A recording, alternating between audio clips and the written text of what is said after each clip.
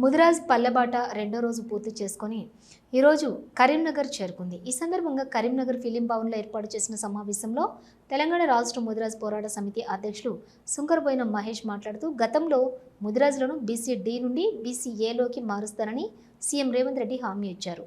ముదిరాజ్ సమాజం కాంగ్రెస్ పార్టీకి అండగా నిలబడి ప్రభుత్వ ఏర్పాట్లో కీలక పాత్ర పోషించింది. కాబట్టి ఇప్పుడు ఆ హామీ నెరవేరితే మేము సీఎం రేవంత్ రెడ్డి ఫోటోలను ఇళ్లలో పెట్టుకుంటాం. రాబోయే స్థానిక ఎన్నికల్లో కూడా కాంగ్రెస్కు అండగా ఉంటాం. కానీ ఆ హామీ అమలు చేయకపోతే ప్రభుత్వంపై తీవ్ర పోరాటం చేయడానికి వెనకాడము అని హెచ్చరించారు.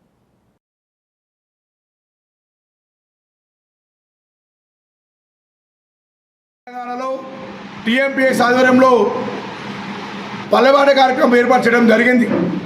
ఈ పల్లెబాట ఉద్దేశం ఏంటంటే ముదిరాజుల చిరకాల కోరికైన బీసీఏను గ్రామ స్థాయిని బలోపేతం చేసి సాధించుకో విధంగా ఈ కార్యక్రమం ఏర్పాటు చేయడం జరిగింది. అదేవిధంగా మత్స్యకారులకు 57 సంవత్సరాల మత్స్యకారులకు పింఛన్లు 5,000 రూపాయలు ఇవ్వాల్సిందిగా ప్రభుత్వం ఇవ్వడం జరుగుతుంది.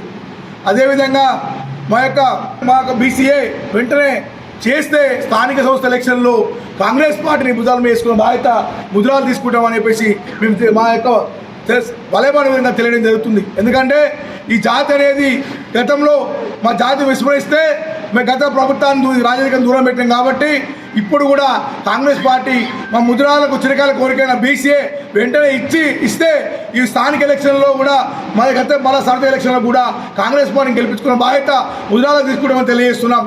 ఒకవేళ కూడా మాకు ఈ బీసీఐ మీద స్పష్టమైన వైఖరి తెలపకపోతే మేము మాత్రం కాంగ్రెస్ పార్టీని మేము కంపల్సరీగా ఎలక్షన్లో మాత్రం దూరం ఉంటామని తెలియజేస్తున్నాం.